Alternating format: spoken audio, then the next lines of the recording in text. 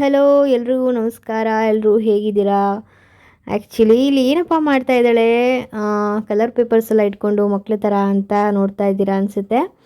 But ನೀವು ತಮ್ಲೈನಲ್ಲೂ already ನೋಡಿರ್ತೀರಾ. Actually Varamahalakshmi ಹಬ್ಬ ಹತ್ತಿರ ಬಂತಲ್ವಾ, ಸೊ ಅದಕ್ಕೆ ಒಂಥರ ಈ ಸರಿ ಡಿಫ್ರೆಂಟಾಗಿ ಏನಾದರೂ ಡೆಕೋರೇಷನ್ ಮಾಡೋಣ ಅಂತ ಹೇಳಿ ನಾನು, ಪ್ರಿಯಾ, ಸಿಂಚು ಎಲ್ಲ ಡಿಸೈಡ್ ಮಾಡ್ಕೊಳ್ತಾ ಇದ್ವಿ.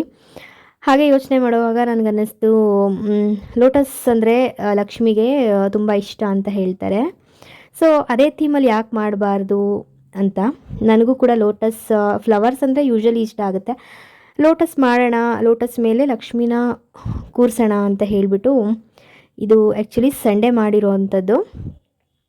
ಬೇಗನೆ ಎಲ್ಲ ಮಾಡಿಟ್ಕೊಂಡ್ಬಿಟ್ರೆ ಅವತ್ತಿನ ದಿನ ಎಲ್ಲ ಮಾಡೋಕ್ಕಾಗಲ್ಲ ಅಲ್ವಾ, ಅದಕ್ಕೆ ಮುಂಚೆನೇ ಮಾಡಿಟ್ಕೊಳ್ತಾ ಇದ್ದೀವಿ. ಇಲ್ಲಿ ಏನು ಕಟ್ ಮಾಡ್ಕೊಳ್ತಾ ಇದ್ದೀನಿ ಅಂದರೆ ಪೆಟಲ್ಸು.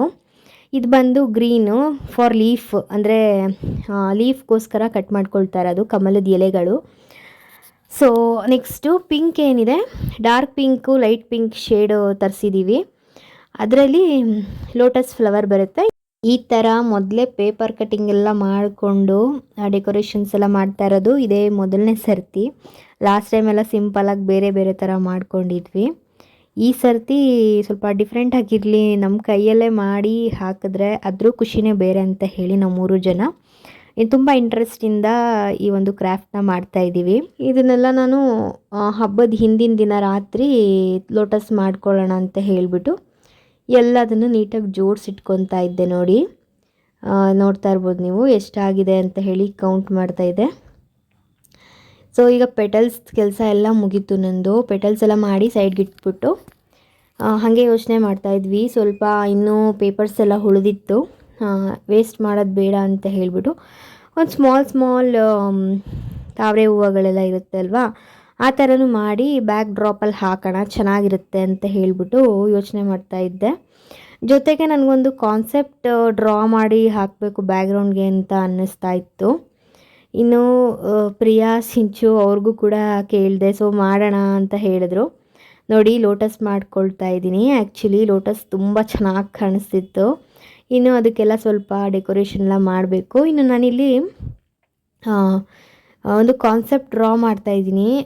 ಮೊದಲು ನಾನು ಎಲಿಫ್ಯಾಂಟ್ ಕಾನ್ಸೆಪ್ಟಲ್ಲಿ ಮಾಡೋಣ ಅಂದ್ಕೊಂಡೆ, ಆದರೆ ನನಗೆ ಎಲಿಫ್ಯಾಂಟ್ ಯಾವುದು ಚೆನ್ನಾಗಿರೋವಂಥ ಐಡಿಯಾ ಬರಲಿಲ್ಲ. ಅದಕ್ಕೆ ನಾನಿಲ್ಲಿ ಹಸು ಮತ್ತು ಕರು ಇರೋ ಥರ ಮತ್ತು ತಾವರೆ ಹೂವು, ಅದರಲ್ಲೂ ಕೂಡ ಲೋಟಸ್ ಬರುತ್ತೆ ನೋಡಿ, ಈ ಥರ ಡ್ರಾ ಮಾಡಿ ಇದಕ್ಕೆ ಪೇಂಟಿಂಗ್ ಮಾಡಿಬಿಟ್ಟು ಹಿಂದೆಲಿ ಹಾಕೋದು ಬ್ಯಾಕ್ಗ್ರೌಂಡ್ಗೆ. ಅದಕ್ಕೋಸ್ಕರ ಈ ಥರ ಒಂದು ಡ್ರಾ ಮಾಡ್ಕೊಳ್ತಾ ಇದ್ದೀನಿ ನಾನು. ಸೊ ಇಷ್ಟೇ ಗಾಯ್ಸ್, ಪ್ರಿಯಾ, ನಾನು, ಸಿಂಚು ಸಂಜೆ ಒಂದು 5:30 ಹಂಗೆ ಶುರು ಮಾಡ್ಕೊಂಡಿದ್ದಕ್ಕೆ ರಾತ್ರಿ 10 ಗಂಟೆವರೆಗೂ ಮಾಡಿದ್ದೀವಿ. ಇದಿಷ್ಟನ್ನು ನಾವು ಅಂದ್ಕೊಳ್ತಾ ಇದ್ವಿ, ಏನಾದರೂ ನಾವು ಹಬ್ಬದ ಹಿಂದಿನ ದಿನ ಮಾಡೋಣ ಅಂತ ಕೂತಿದ್ದಿದ್ರೆ ಖಂಡಿತ ಆಗ್ತಾ ಇರಲಿಲ್ಲ ಇದು ಕೆಲಸ ಅಂತ ಹೇಳ್ಬಿಟ್ಟು ಮಾತಾಡ್ಕೊಳ್ತಾ ಇದ್ವಿ. ಇನ್ನು 3 ಜನ ಸೇರಿ ಮಾಡಿದ್ರೂ ಇಷ್ಟು ಲೇಟ್ ಆಗೋಯಿತು. ಅದಕ್ಕೆ ಮುಂಚೆನೇ ರೆಡಿ ಮಾಡ್ಕೊಂಡಿದ್ದು ಒಳ್ಳೆಯದೇ ಆಯಿತು ಅಂತ ಹೇಳ್ತಾ ನೋಡಿ ಈ ಥರ ಡ್ರಾ ಬಂತು. ಇನ್ನು ಕಮಲದ ಹೂವು ಮತ್ತು ನಾವೇನೇನು ಫೈನಲ್ ಡೆಕೋರೇಷನ್ಗೆಲ್ಲ ರೆಡಿ ಮಾಡ್ಕೊಂಡಿದ್ವಿ ಅದೆಲ್ಲ ನಾನು ನಿಮಗೆ ಅಪ್ಕಮಿಂಗ್ ವ್ಲಾಗಲ್ಲಿ ಡೀಟೇಲ್ಸ್ ಕೊಡ್ತೀನಿ, ಯಾವ ಥರ ಬಂದಿದೆ ಏನು ಅಂತ ಹೇಳಿ. ಆ್ಯಂಡ್ ಫೈನಲ್ ಡೆಕೋರೇಷನ್ ಕೂಡ ತೋರಿಸ್ತೀನಿ ನನ್ನ ಹಬ್ಬದ ವ್ಲಾಗಲ್ಲಿ. ಅಲ್ಲಿವರೆಗೂ ಥ್ಯಾಂಕ್ಸ್ ಫಾರ್ ವಾಚಿಂಗ್ ಅಂತ ಹೇಳ್ತಾ, ಈ ಒಂದು ವ್ಲಾಗ್ ನಿಮಗೆ ಇಷ್ಟ ಆಗಿದ್ದರೆ ಪ್ಲೀಸ್ ನನ್ನ ಚಾನಲ್ನ ಸಬ್ಸ್ಕ್ರೈಬ್ ಮಾಡ್ಕೊಳ್ಳಿ, ಹಾಗೆ ಈ ವಿಡಿಯೋಗೊಂದು ಲೈಕ್ ಕೊಡಿ ಅಂತ ಹೇಳ್ತಾ ಈ ವಿಡಿಯೋನ ನಾನು ಇಲ್ಲಿಗೆ ಮುಗಿಸ್ತಾ ಇದ್ದೀನಿ.